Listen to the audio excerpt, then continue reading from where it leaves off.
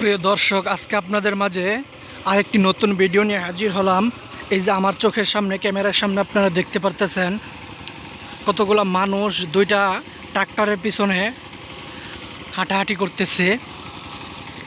এই যে একটা পরিবেশ, এই যে আবার এই পাশে দেখেন,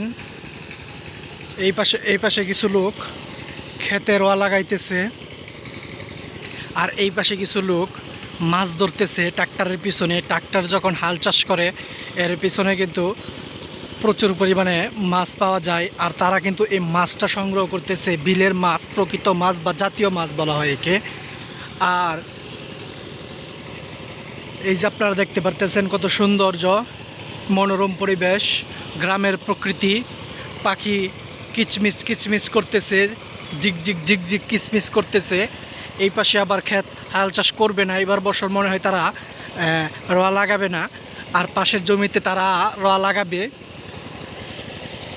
এই যে আপনারা দেখতে পারতেছেন দুইটা ট্রাক্টর কিন্তু একটা ক্ষেতে হাল চাষ করতেছে, আর আমরা এভাবে সামনে এগিয়ে যাচ্ছি। আর আপনারা সঙ্গেই থাকুন, আর চ্যানেলটি সাবস্ক্রাইব করে রাখুন। পরবর্তী ভিডিওর জন্য ইন্টারেস্ট ভিডিও পেতে চ্যানেলটি সাবস্ক্রাইব করে রাখুন। ধন্যবাদ।